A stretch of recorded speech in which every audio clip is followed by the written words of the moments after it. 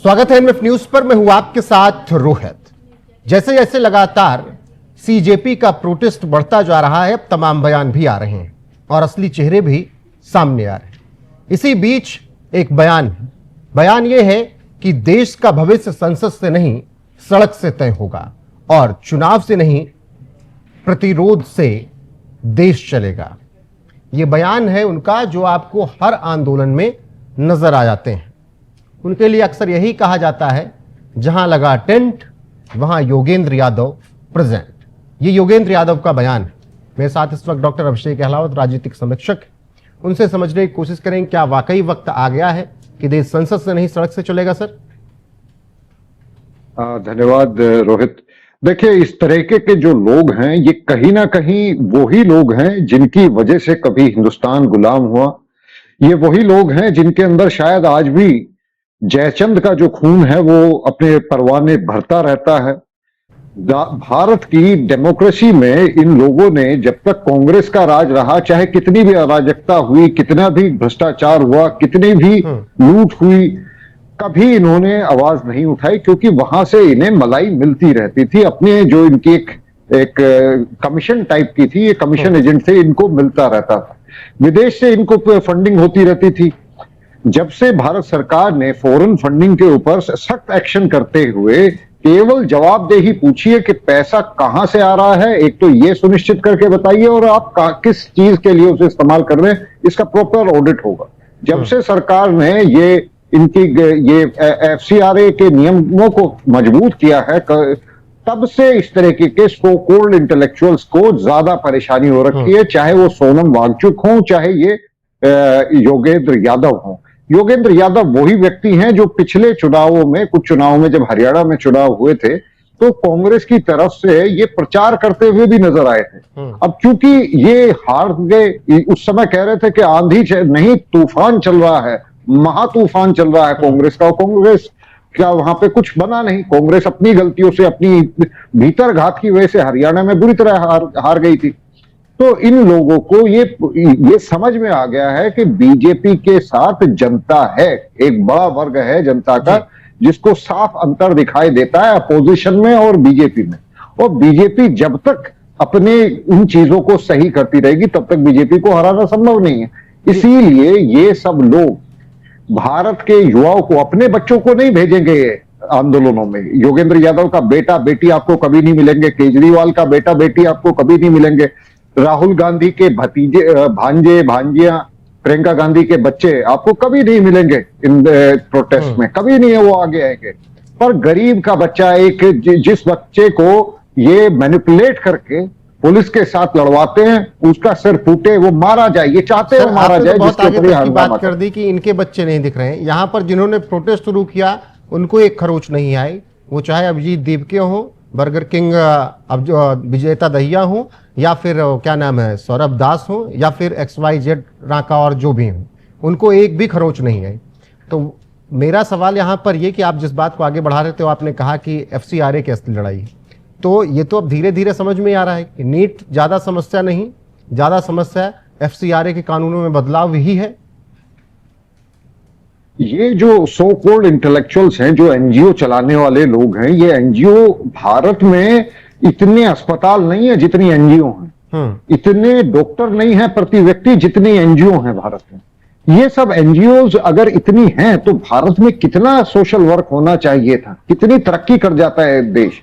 विदेशों से भयंकर पैसा आता है। डोनाल्ड ट्रंप साहब ने खुद बयान दिया था कि भारत की डेमोक्रेसी सुधारने के लिए हम millions and billions of dollar दान कर रहे हैं। भारत को किस जगह इस्तेमाल हो रहे हैं वो पैसे। देखिए, डीप स्टेट अमेरिका का डायरेक्टली तो पैसे दे नहीं सकता, तो ये पैसे घुमाते हैं, ये फंडिंग करते हैं इधर उधर से। इन्होंने चैरिटी फोर्ड फाउंडेशन बना रखी है, रॉकफेलर फाउंडेशन बना रखी है, इस तरह की लाखों इन्होंने एंटिटीज तैयार कर रखी हैं जो कि ऐसे लोगों को फंडिंग देते हैं और फिर इनसे वही बुलवाते हैं, वही नाच नचाते हैं जो वो चाहते हैं। फिलहाल उन्हें उभरता हुआ भारत, एक स्टेबल इकोनॉमी, एक स्टेबल पॉलिटिकल सिस्टम उन्हें पसंद नहीं आ रहा है, क्योंकि मोदी जी एक स्ट्रॉन्ग लीडर हैं जो किसी के दबाव में, अमेरिका के साथ आपको हमें ज्ञात ही है कि FTA के ऊपर हमारा बहुत खींचतान चल रही है, अभी तक वो साइन नहीं हो पाया है।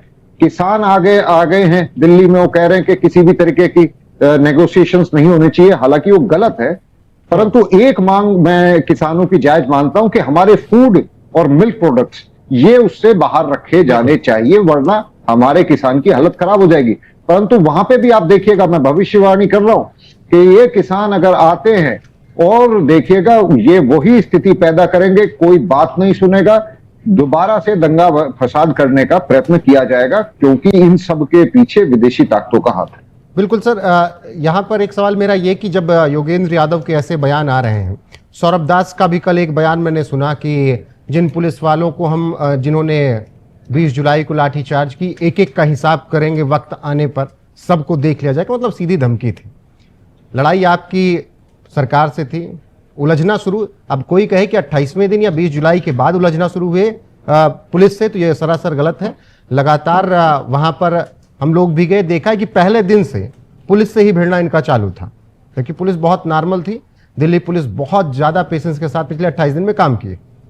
अब क्या 20 जुलाई को जो कुछ भी हुआ वो कम लग रहा है योगेंद्र यादव और इन जैसे लोगों को, इसीलिए इस तरीके का बयान कि अभी भी सड़क पे उतरना है, संसद पर भरोसा मत करो? देखिए, इनको ये लगता है, इनकी गलतफहमी ये है कि इनके कहने से भारत में सिविल वॉर हो जाएगी। इनको ऐसा लगता है कि भारत को आप सिविल वॉर में झोंक दीजिएगा और उस आग से जो पे ये अपनी रोटियां सेकेंगे। इनके इरादे ये हैं, चाहे राहुल गांधी हो, चाहे योगेंद्र यादव हो, या जितने भी ये हैं, इन सबके इरादे सेम है। इन सबको पता चल गया है कि वोट के माध्यम से वो सत्ता में आने से रहे। तो उनका मानना यह है कि चाहे देश जल जाए, चाहे देश में आग लग जाए, चाहे कितने भी लोग मर जाएं, उससे फर्क नहीं पड़ता, ये सरकार किसी भी तरीके से जानी चाहिए। यही इनके जो वाक्य इन्होंने बोला है, उसका सीधे सीधे से मतलब यह है कि देश में आग लगा दे युवा, और उस जब जो बचेगा, जो चाहे कुछ भी बचे, उस पे हम बचेंगे। बीजेपी को खत्म होना चाहिए, बीजेपी की सत्ता जानी चाहिए, बस यही इनका लक्ष्य नजर आता है, और कुछ नहीं। बिल्कुल, और हर दिन हाथ में संविधान लेके बात करने वाले ऐसी बातें कर रहे हैं जो संविधान के विपरीत है, और फिर कहेंगे संविधान को सबसे ज्यादा मानने वाले हम हैं। हालांकि लाल डायरी के अंदर कोरा कागज होता है, ये सबको पता है। देखिए, इन्होंने संविधान चिल्लाते जरूर हैं, पर संविधान में लिखा क्या है उसकी इन्हें बिल्कुल भी जानकारी नहीं है।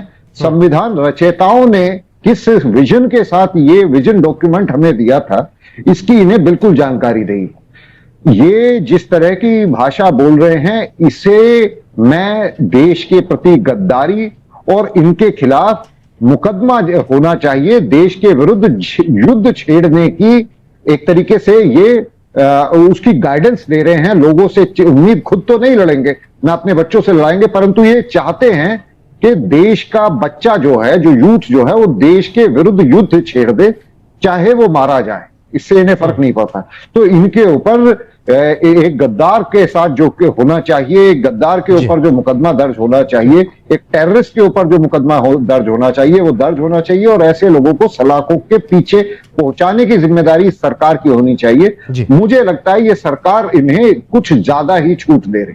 जी बिल्कुल अभिषेक जी, फिलहाल योगेंद्र यादव के इन बयानों से आप समझ सकते हैं कि क्या चाह रहे हैं वो। 20 जुलाई से अभी मन नहीं भरा है, इसीलिए अभी भी बयान यही, और वो भी बयान कहां पर? ABCD मतलब BBC पर।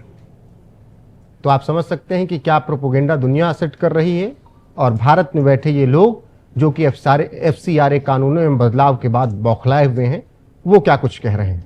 बाकी योगेंद्र यादव के इस बयान पर आपकी राय क्या है, कमेंट सेक्शन में जरूर बताइएगा। सर, आपका बहुत शुक्रिया हमारे साथ जुड़ने के लिए। अभी के लिए इस वीडियो में बस इतना ही। नमस्कार।